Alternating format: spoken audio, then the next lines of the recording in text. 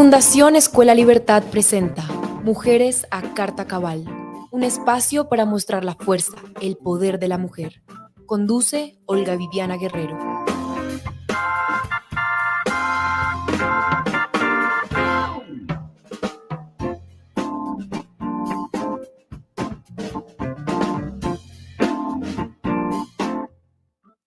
Bienvenidas una vez más a Mujeres a Carta Cabal, este espacio de Escuela Libertad donde celebramos la vida de las mujeres valientes, visionarias y poderosas.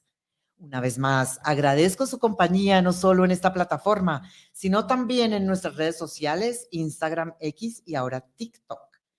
Creemos en el poder de la mujer, en las diferencias, en la libertad. Aquí, cada historia es un testimonio de fuerza, cada conversación una fuente de inspiración y cada invitada una prueba de que cuando las mujeres se apoyan unas a otras, no hay límites para lo que se pueda lograr. Hoy tenemos una invitada muy especial en Mujeres a Carta Cabal, es periodista, columnista, ecuatoriana, una referencia indispensable en el análisis político y social de nuestra región, pero también es profesora de lenguas y de historia y es conferencista. Y pues nadie mejor que ella hoy en este programa, hoy que la democracia ha sido burlada una vez más en Venezuela y lo que es peor, con el gran apoyo de muchos de los políticos colombianos. Se trata de Mamela Fiallo, una mujer de postura firme, valiente frente a las ideologías que amenazan la libertad y los derechos. Mamela también es activa participante en redes sociales, la conocerán. Espero que la sigan todos los colombianos después de esta entrevista. Y pues ahí sus análisis y sus opiniones generan debate siempre y reflexión entre sus seguidores. Mamela, hola, felicidades, gracias por estar aquí en Colombia, justo en este momento tan especial para nuestra región, América Latina. Muchísimas gracias, es un gusto y un honor y vaya coincidencia que justo estemos en este programa después de una elección tan tumultuosa en el que desde luego se tenía mucha esperanza siempre, pero lamentablemente los hechos nos mostraban que iba a ser como ya lo fue y creo que en el momento que no se permitió ingresar a los observadores internacionales ya tristemente se esperaba lo mejor. Bueno, y gracias por tan generosa introducción y a la orden en lo que pueda servir. Pues muchísimas gracias, Mamela. ¿Cómo no empezar esta entrevista hablando justamente de eso, de nuestros vecinos de Venezuela? Dígame que usted como nosotros no se dejó contagiar por esa alegría que tenían. Dígame que usted no pensó por un instante que podían reconocer el éxito de la oposición, Nicolás Maduro. Sí, por supuesto. De hecho, ayer hubo un acto en el Consulado de Venezuela, lo convocó Julián Uzcategui del Centro Democrático, hubo un velatón con velitas, se rezó el Santo Rosario, la gente estaba en oración, o sea, realmente había un clima de esperanza y de ahí nos fuimos a tomar algo, bueno, yo aparte por mi lado, ahí cerca en la zona de Parkway y de repente vimos una caravana de gente, una algarabía, una emoción, o sea, ciertamente había esperanza. Y duró poco. Duró poco y la misma noche de ayer ya Maduro de forma unilateral declaró su propio triunfo y bueno, fue desolador sin duda. Y cabe destacar que el 44.6% de los venezolanos dijeron que se van si vuelve a ser reelecto. Entonces ya tenemos 7 millones de exiliados, ¿cuántos más? Sí, señora. Y ustedes, me imagino, en Ecuador viven lo mismo que vivimos nosotros aquí en Colombia. Es un drama este éxodo venezolano a nuestros países y es sencillamente una de las tantas consecuencias de esta permanencia de la dictadura de Maduro. Pero entonces, ¿cómo vio el resultado? ¿Cómo lo recibió usted con esta resaca que tenemos todos? Esto se llama resaca post elecciones, horrible, dificilísima de aceptar y muy temerosa porque nos da miedo que podamos repetir la historia. Bueno, yo creo que debe ser inspiración para que el mal no se propague en la región, o sea, viendo el testimonio de lo que pasa en Venezuela, no permitir que suceda también en nuestros países. De hecho, este chico Uzcategui tenía una camiseta que decía Patrio Petro. O sea, dejar en claro que no se limita a Maduro, sino que él simplemente es una pieza más de este ajedrez que pretende pisotearnos a todos, ¿no? Y más bien caer como fichas de dominó. Entonces, o sea, yo soy naturalmente entusiasta y optimista, pero con esa situación ya tengo el corazón hecho callo porque ya estamos acostumbrados y ya te digo, en el momento que no dejaron pasar a observadores internacionales se dijo mucho y de hecho, si no me equivoco, es Angélica Lozano, Sí. senadora de aquí de Colombia, a ella no le dejaron pasar, pero a dos del Pacto Histórico sí.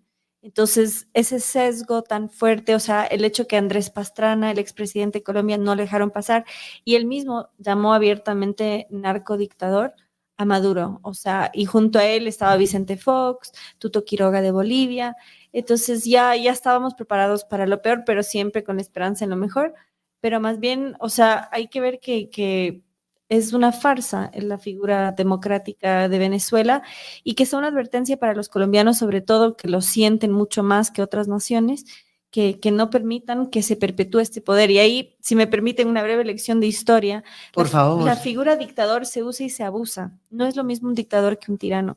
La dictadura es una figura que se usa desde la antigua Roma precisamente para poner en orden la patria por un periodo limitado. Normalmente lo ejerce un militar, no un chofer de bus. Y su fin es poner en orden la patria y luego retirarse. Dato curioso, Cincinato, que les quede como tarea, Cincinato fue 2 veces dictador de la antigua Roma y por eso la ciudad de Cincinnati, Ohio, la puso Jorge Washington en honor a ese estadista que supo poner la casa en orden y luego se dedicó a la agricultura.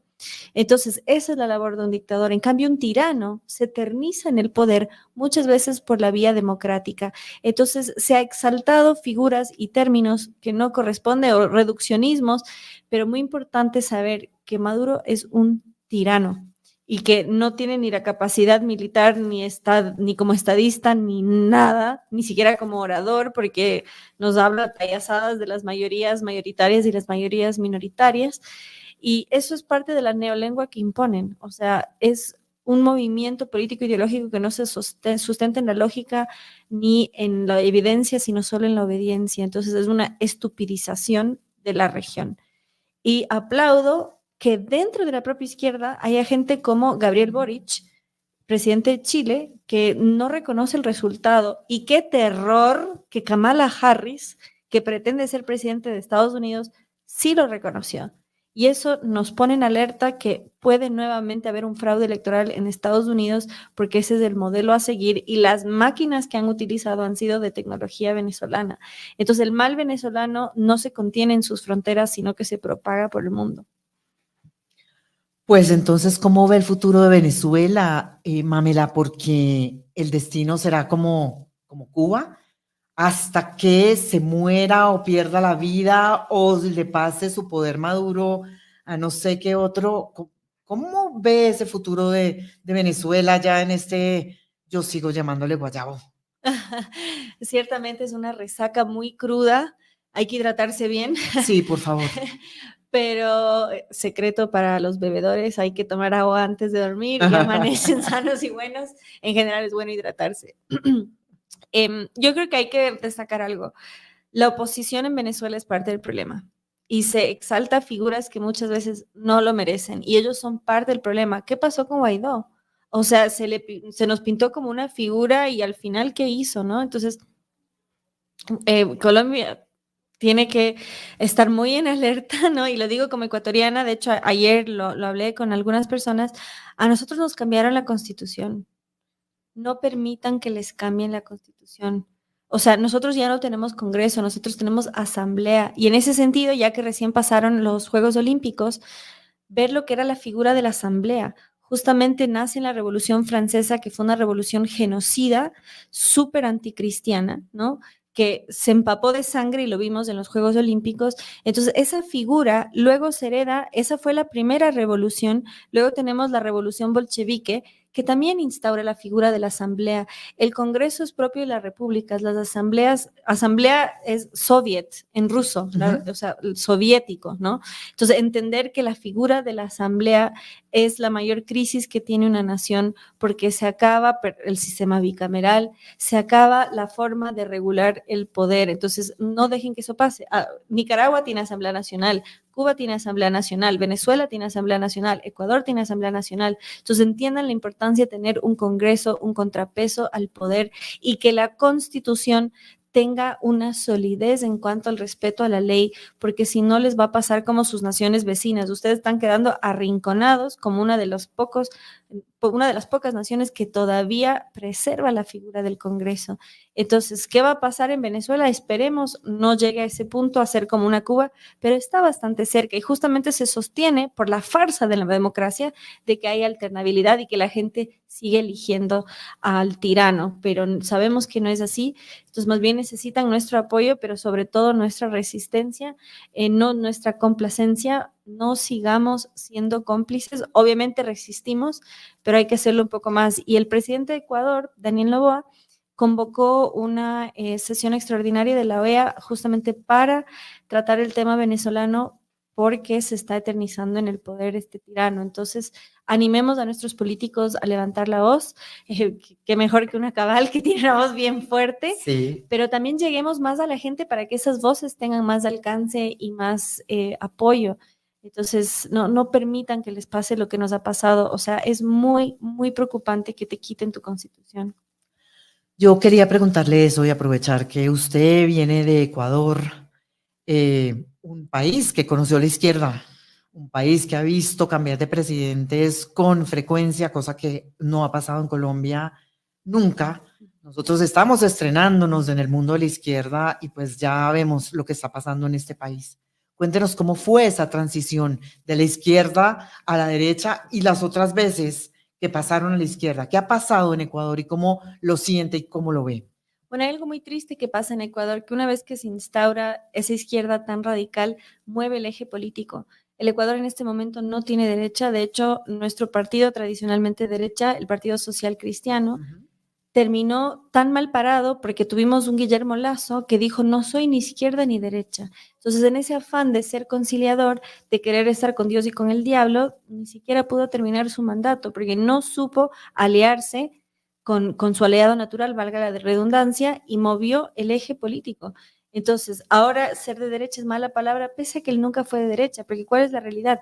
Nosotros luchamos contra un aparato de propaganda internacional donde han demonizado a los términos, ¿no?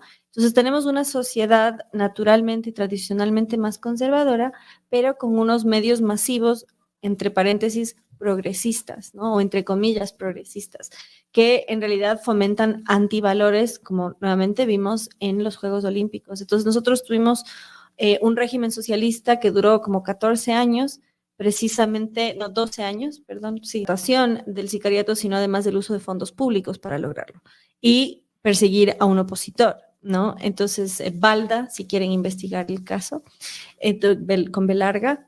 Entonces, a ese punto se llega cuando se instauran en el poder, cuando se aferran al poder, cómo tuercen las reglas a su favor y cómo mueven las masas. Colombia tiene la ventaja que la popularidad de Petro ha bajado muchísimo y es momento de contraatacar, de, justamente cuando está débil, avanzar, ¿no?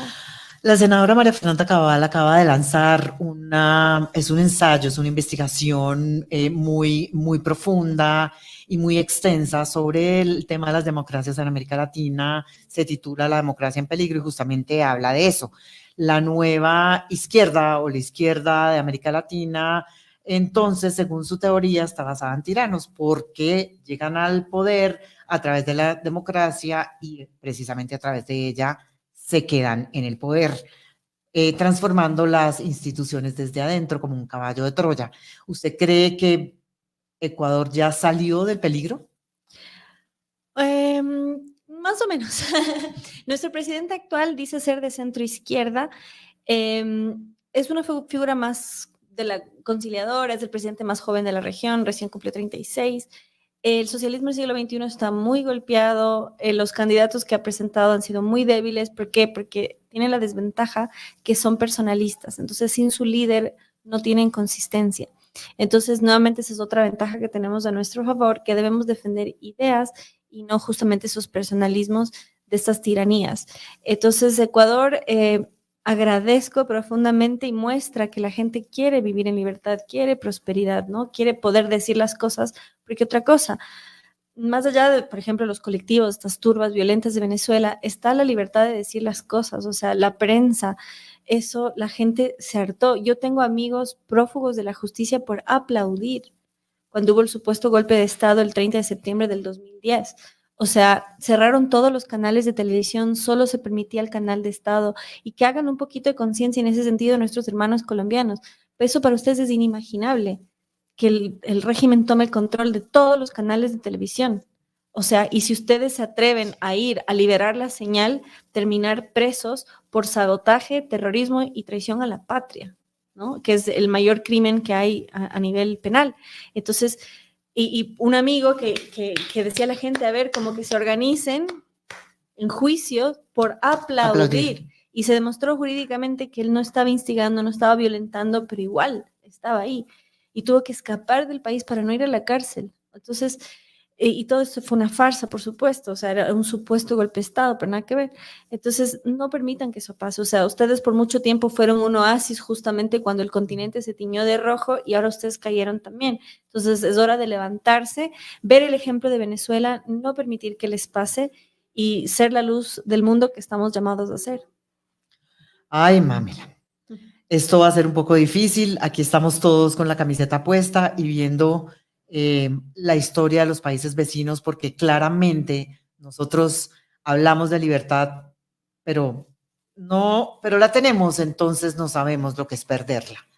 Y no sabemos lo importante que es la verdad, porque está ahí. Es como cuando tienes el pelo rubio y pues no lo quieres tener rubio, o no te importa, o está ahí. Es darlo por hecho. Pero entonces Mamela también la vi muy activa y me encantó en el tema de los Juegos Olímpicos en las redes sociales. Y usted hablaba ahí de la última cena escenificada por drag queens y María Antonieta con su cabeza en el regazo cantando, y decía que era demoníaco.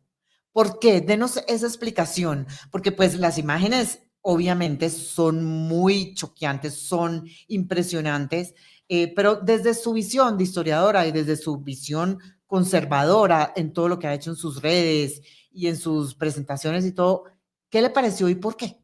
Dato importante, ya que esto es apuntado a las ideas de la derecha. El término izquierda y derecha nace en la Revolución Francesa y justamente la izquierda es la revolucionaria, la derecha era la contrarrevolucionaria.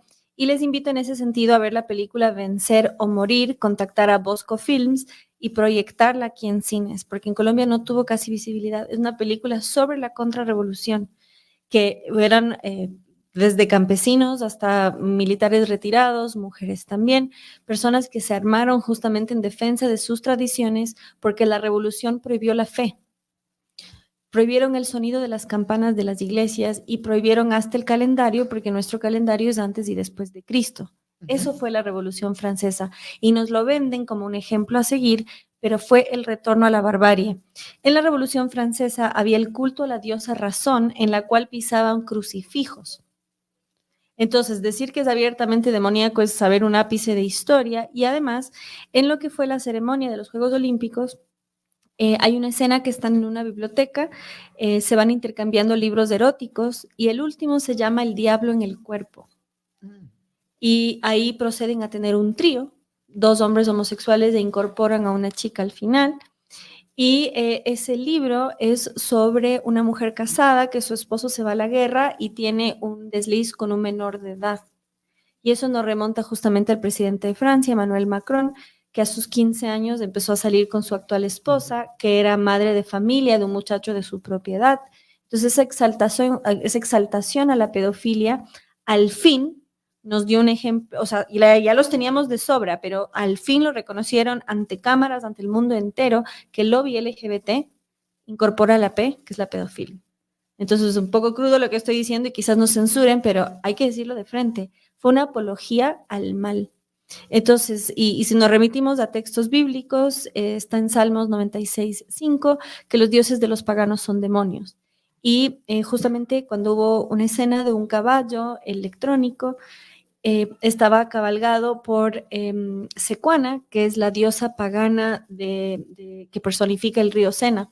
Entonces, teniendo una Juana de Arco, una Santa Juana de Arco, patrona de Francia, ¿por qué no fue ella la que representó en el lomo de un caballo? Y de hecho vive la descendiente de su hermano, Clotilde de Arc, que es una bella doncella de 17 años que anda a caballo ¿Por qué no tener una mujer de verdad? Y ya que este programa apunta a las mujeres, este fue un borrado de mujeres. En lugar de visibilizar a mujeres de verdad, ¿por qué no exaltaron a Marie Curie?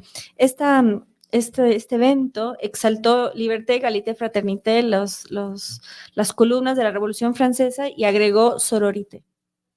Y en sororité, Que es una nueva palabra muy de feministas. exactamente, fue una apología al aborto, ¿no? Y ¿por qué no destacaron a Marie Curie, por ejemplo? Marie Curie, que si bien era de origen polaco, toma el apellido francés de su esposo y se destaca como científica francesa.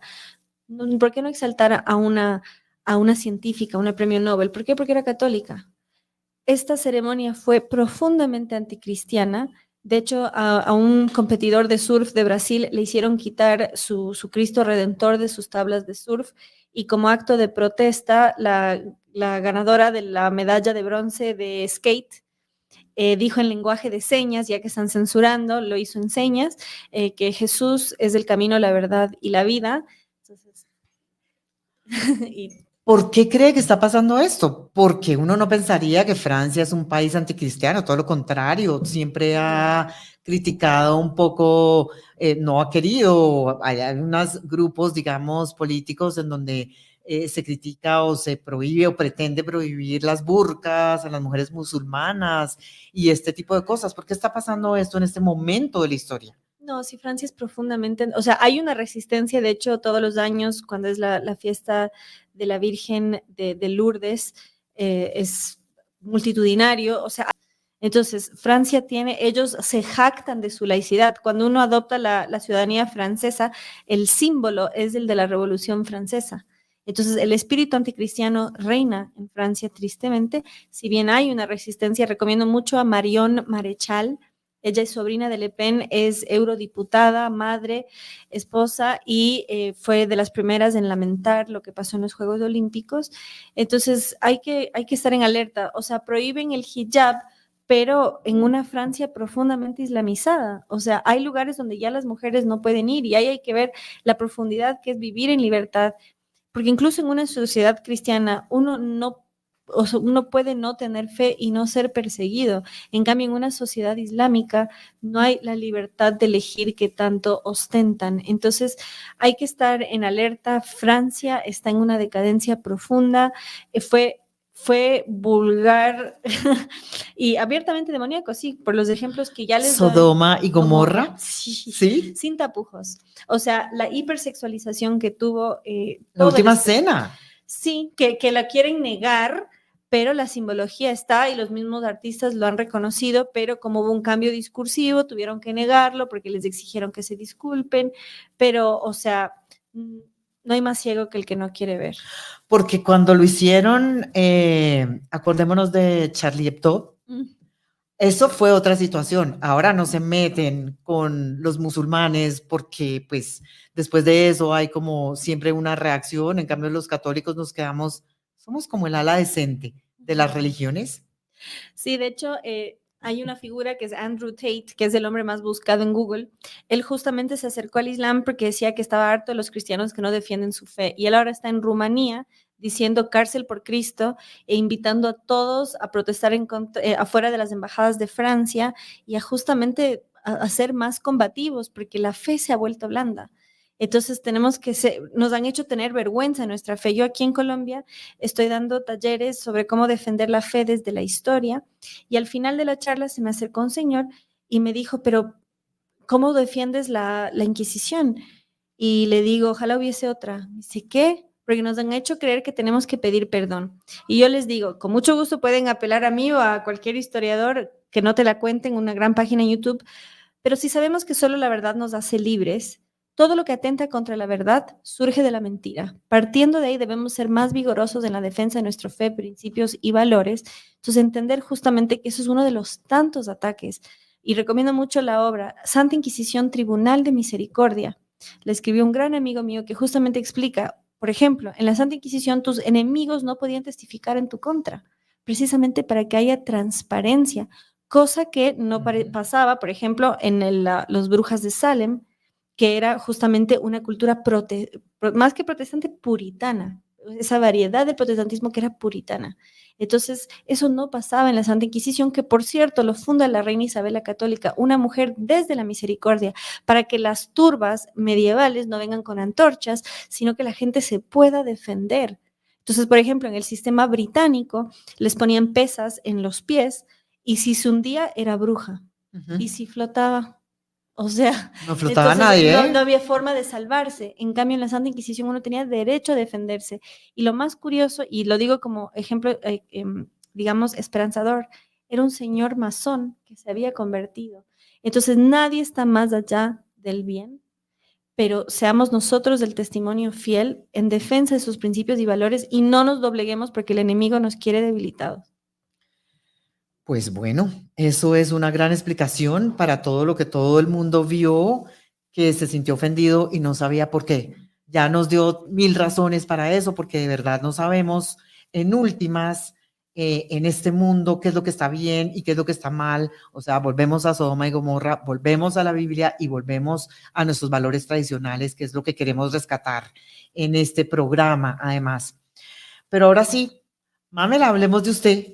¿Qué hace en Colombia? Mamela, perdona, Mamela. No hay problema. Bueno, justamente vine invitada a Pasto, que los pobres pastosos tienen tan mala reputación. ¿Por qué? Porque como no pudieron masacrarlos, intentaron desprestigiarlos. Y justamente vinimos a honrar a un héroe muy poco conocido en la historia colombiana, que es el general Agustín Agualongo. Cuando fue el proceso independentista o denominado así, Pasto era un bastión realista que quería preservar su fe, su cultura y ser leal a la corona española. Y por eso es que justamente les hicieron la campaña de desprestigio. Entonces se cumplieron 200 años de su fusilamiento y yo vine a contar un poco de su historia y a presentar una conferencia que es los 7 mitos de la conquista española. Y ustedes que se llaman Colombia, qué mejor, porque por más mamertos que les ataquen, todavía llevan su nombre en honor a Colón, ¿no? Y dato curioso, antes de pasar al siguiente punto, el que empezó a derribar las estatuas de Colón fue Hugo Chávez. Entonces, la izquierda no era antihispana hasta Hugo Chávez. Gabriel García Márquez iba a las corridas de toros. El Che Guevara iba a las corridas de toros. Chávez empezó esta lucha. ¿Por qué? Él hizo que el ejército bolivariano grite, Ana Karina Rote, solo nosotros somos gente, que en lengua caribe es la forma de deshumanizar. Él no exaltó a los pueblos indígenas pacíficos que unidos lucharon con nuestros antepasados españoles, no, exaltó a los caníbales que depredaban a los pueblos vecinos. Eso es el socialismo del siglo XXI, el retorno a la barbarie. Si quieren profundizar, recomiendo al autor venezolano Carlos Rangel, del buen revolucionario, perdón, del buen salvaje al buen revolucionario, y nuevamente eso nos lleva a la Revolución Francesa, porque el buen salvaje es un término de Rousseau que plantea que somos naturalmente buenos, pero la civilización nos hace malos. Nos corrompe. Entonces nos quieren devolver a la barbarie. Me encanta esta entrevista porque está llena de pie de páginas. Sí. Me fascina. Pero entonces hay todo un tema alrededor de que usted se ha convertido en una defensora de estatuas. Cuéntenos cómo fue el tema de Isabel la Católica y que cambió su vida además. Sí, muchísimas gracias por nombrarla y muy importante en ese sentido. Efectivamente, el 12 de octubre del año 2020, una turba indigenista, ustedes sabrán, cuando fue octubre del 2019 que las turbas intentaron destruir Colombia, Ecuador y Chile, sí, al año querían conmemorarlo derribando la estatua de la reina Isabel la Católica y yo con mi 1,5 metros dije sobre mi cadáver. Entre 50 personas ataron cuerdas y yo me paré ahí firme, estoica, y me azotaron con ortiga, que es una planta con espinas, y tuve que aguantarme para presentar la denuncia en fiscalía. Uy. Y tuve el honor que el entonces vicepresidente de Vox me hizo una prosa que decía, bien estabas en el pedestal de una gran reina y ellas hundidas en el fango de su ceguera. Entonces fue un antes y después en cuanto a que se expuso quiénes eran los violentos y además iban los que dicen defender a la mujer, ahí estaban eliminando el legado de la mujer más poderosa de la historia moderna, porque la historia moderna nace en 1492 con la conquista de América. Entonces, no quieren el relato de una mujer poderosa porque nos quieren vender el cuento del empoderamiento. Entonces, ahí también yo di mi salto de fe porque vi el mal de forma tan palpable y era una herramienta, o sea, yo no tenía las herramientas para combatir ese mal. Entonces, entender que la batalla es cultural, pero la guerra es profundamente espiritual, y si bien nos acompañan, por eso comenté que eran puritanos, porque nuestros hermanos separados ciertamente nos acompañan en esta lucha, han liderado muchas iniciativas pro vida, pro familia, pro mujer, pero justamente hacer esa acepción de no ese puritanismo que justamente exalta hasta cierto punto el feminismo. Entonces, vivir la fe de una forma más humana, reconociendo nuestros errores, defectos y pecados, pero siempre apuntando al bien y teniendo como ejemplo al mejor, ¿no? Entonces, sí, soy defensora de estatuas. Unos meses antes, el 6 de diciembre del 2019, intentaron derribar la estatua de Sebastián de Benalcázar, que aquí en Colombia lo han derribado, y ahí fui agredida. Sí, en Cali, yo soy de Cali también. Sí, y ahí fui agredida sexualmente por un profesor que empezó a despotricar contra los mestizos, y cuando lo enfrenté, tuvo que intervenir la policía, y las feministas, en lugar de defenderme y de apoyarme, apoyaron a mi agresor, bajaron mis redes sociales y en todos los espacios donde las mujeres las invitan a poner sus denuncias, hicieron una campaña en mi contra cuestionando mi testimonio pese a que tenía la evidencia, y ahí fue un golpe para ellas en cuanto se demostró su hipocresía. Entonces, desde ahí yo exalto la campaña femenina sí, feminista no, y empoderada no, poderosa. Esa es una pregunta importante, porque las mujeres seguimos defendiendo nuestros derechos, pero hay una manera de hacerlo. No, el camino no es el feminismo, y eso tiene que quedar claro, porque no es a través del feminismo que lo vamos a lograr. ¿Qué dice usted en todas sus conferencias, a partir de esa experiencia también que no sabía, que había tenido que vivirla en nuestro país? Qué pena. Le pido perdón por lo que tuvo que vivir en Cali. Cuéntenos cómo hacer. Fue en Quito. Ah, bueno, es que Sebastián de Belalcázar también lo derribaron en Cali. En Quito no. Porque mientras yo viva no van a derribar ninguna estatua. Ah, bueno, eso me parece muy bueno. Yo te voy a tener acá en esta oficina siempre, Mamela. No, cuando quitaron la estatua de Isabel la Católica en Bogotá, yo estaba furiosa. ¿Cómo lo permitieron? Me dices que como ratas vinieron a medianoche. Entonces yo les invito en ese sentido, es importante saber la importancia de defender nuestro patrimonio, nuestros símbolos, nuestra cultura, y entender que nosotros somos unidad, somos mestizos. Véanse al espejo. La reina Isabel la Católica en 1503, mediante cédula real, promueve el matrimonio. ¿Por qué? Porque la mujer en la cultura prehispana no tenía protección legal. Los incas, cuando morían sus señores, los enterraban con sus mujeres. No tenían esposas, tenían sus payas, y esto se practicó hasta Chile. En Chile hay una momia, dos doncellas que fueron enterradas de 13 y 18 años, enterradas vivas con su señor. Entonces la mujer no tenía valor su vida. Justamente es con la cristiandad que somos dignificadas, y por medio de la reina Isabel la Católica se reconocen el derecho a la vida, propiedad y libertad. Les dejo la última tarea: lean su testamento para que justo sepan de qué mujer venimos. Entonces nosotros somos esa unidad, y sobre todo entender con claridad que el gran salto al Nuevo Testamento es ser hijos de Dios, y por ende nuestro valor como hermanos no viene por la sangre, por ser hijo de, sino porque somos todos hijos de Dios. Y esa unificación es lo que permite que hoy nosotros, siendo de distintas naciones, nos podamos entender, porque el español, que el castellano que viene de Isabel de Castilla, nos unificó. Antes de eso no se entendían de un pueblo a otro. De hecho, en Tolima, hasta allá los pijaos, que son caribe, se comían a los nasa.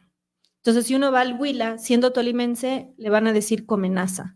Entonces, entender que eso pasaba en este país, en esta región, y gracias a la cristiandad llegó la res, el chancho y la gallina, y dejamos de comernos entre nosotros. Bueno, aquí se las presento, Mamela Fiallo. Feliz de haberla tenido aquí con nosotros. Está en Bogotá, ella viene con frecuencia, pero vive en Ecuador. Yo espero que la próxima vez que vuelva también podamos hablar de otros temas que se nos han quedado entre el tintero, porque la voy a aprovechar con sus conocimientos de historia y su tema de contracultura. Gracias por haber estado con nosotros. Gracias a Quique Sánchez por haber hecho el backstage de este programa, y muchas gracias a ustedes, Mujeres a Carta Cabal, por seguirnos.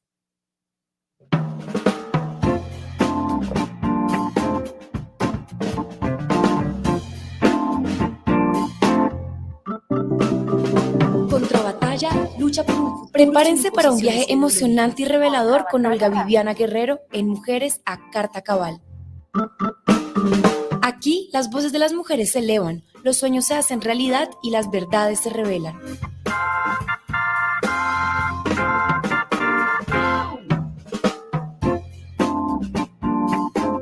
Y así llegamos al final de otro episodio emocionante de Mujeres a Carta Cabal, el poder de las mujeres cabal, valientes y visionarias.